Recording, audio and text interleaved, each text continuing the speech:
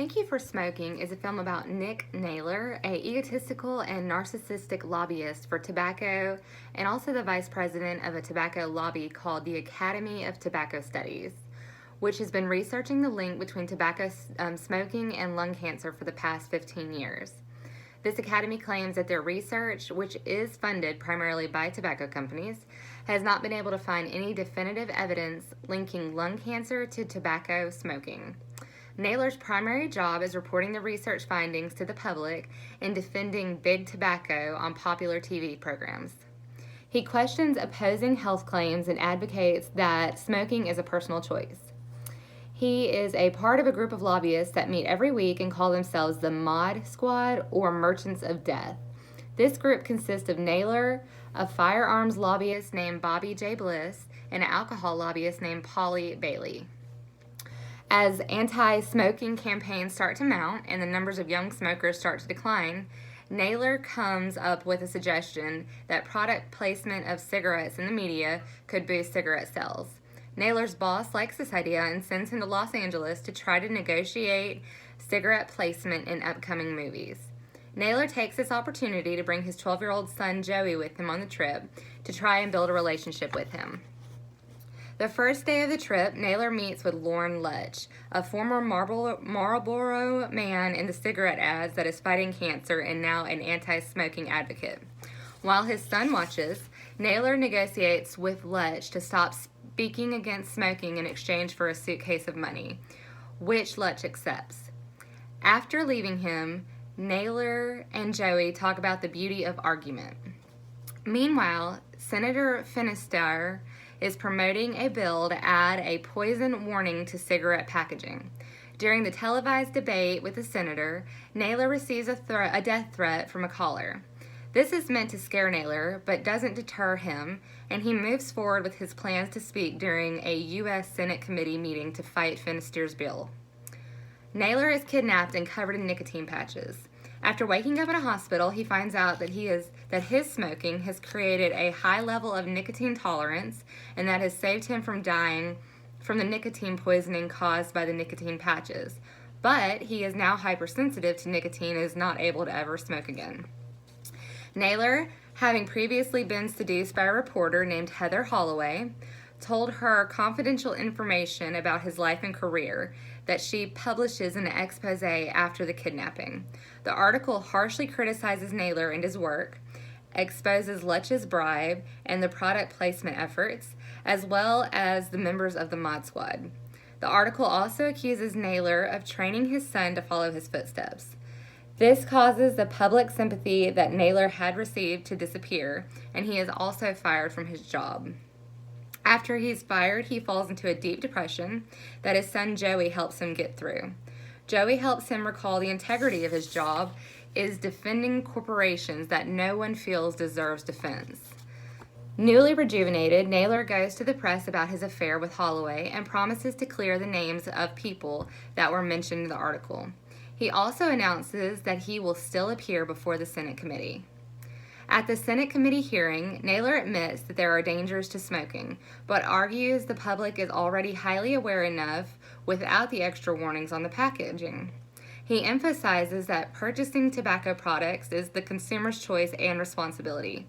He then shuts Senator Finisterre's argument down that the tobacco industry is responsible for the deaths of consumers by arguing that if that is the case, then state of Vermont, where Fisher is the senator of, and also a major cheese producer, should also be held responsible for the deaths related to high cholesterol. After his success at the hearing, Naylor's boss congratulates him and offers him his job back. Naylor declines his offer and says that he has just left in the nick of time because Big Tobacco is about to be settling several claims of liability in the future. The aftermath of the hearing shows that Heather has now been fired by the paper for her article and is a weather reporter at the local news station. Naylor and his son have bonded over his son's newfound interest in debating, and Naylor opens a private lobbying firm. The Mod Squad has expanded with new members in fast food, oil, and biohazard industries and still meets. The movie ends with Naylor consulting people in the cell phone industry with concerns about the claims that cell phones cause brain cancer. He ends the movie with the narration, Michael Jordan plays ball, Charles Manson kills people, I talk. Everyone has a talent. The concepts in this movie that I found were values and symbols. The values is a group of common beliefs and preferences for what they want to be a priority. In this movie, Naylor has lived values, which are values practiced by the members of the organization and reflected in other elements of culture. Naylor campaigned that tobacco was not a bad thing and that it was to be used and enjoyed by consumers.